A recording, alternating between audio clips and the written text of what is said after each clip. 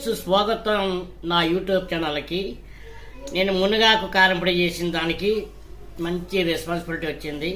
అలాగే మీకు తెలియని ఒక కారం పొడి మీకు పరిచయం చేయబోతున్నాను. అది ఏంటో చూద్దాం రండి. ఎల్లకోసములండి, దీంతో కారం పొడి చేయొచ్చు. కారం పొడి ఇవి చాలా బాగుంటుంది. ఇడ్లీలాగా కానీ దోశలాగా కానీ అలాగే వేడి వేడి రైస్లోకి కానీ బాగుంటుంది. ఇది ఎవరు చేసి ఉండరు, నేను చేస్తున్నాను. ఎలా చేద్దామో పదండి. ఇప్పుడు స్టవ్ వెలిగించిన తర్వాత ఈ తెల్ల కుసుములు వేస్తాం. ఇందులో వేసి దోరగా వేపుకుందాం. అండి ప్లేట్లకి సర్వ్ చేసుకుందాం. వేసుకుందామండి. ఇప్పుడు జీలకర్ర వేసుకుందామండి.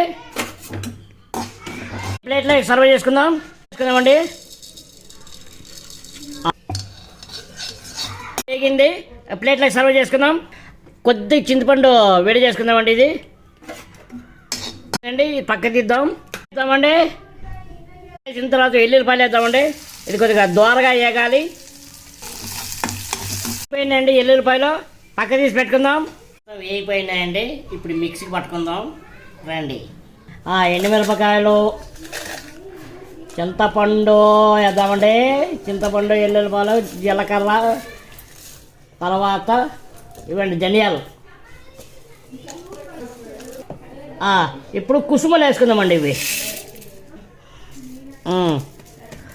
ఇవి తెల్ల కుసుములు అండి. నల్ల కుసుములు వస్తాయి. అంటే మా సైడు సన్ఫ్లవర్ ఇత్తనాలని కుసుములు అంటారు. తెల్ల కుసుములు అలాగే నల్ల కుసుములు, నల్ల ఇత్తనాలు అంటారు. మరి మన తెలంగాణలో ఏమంటారో నాకు కామెంట్ సెక్షన్లో కామెంట్ చేయండి. దీన్ని మేము కుసుములు అంటాము. తర్వాత పొద్దుతిరుగుడు ఇత్తనాలు అంటాము, సన్ఫ్లవర్ ఇత్తనాలు అంటాము. మరి నాకు తెలిసిన భాషలో నేను చెప్పాను, మీరు ఏమంటారో చెప్పండి. ఉప్పు వేసుకున్నామండి 2 స్పూన్లు. చూడండి ఇప్పుడు మిక్సీ పట్టుకుందాం. చూడండి దామండి ఎక్కడ దాకా వచ్చిందో. ఓకే అండి, అయిపోయింది కారం పొడి. ఏండి తెల్ల కుసుముల కారం పొడి రెడీ అయిపోయింది. టేస్ట్ ఎలాగుందో కొద్ది నేను టేస్ట్ చేసి మీకు చెప్తాను.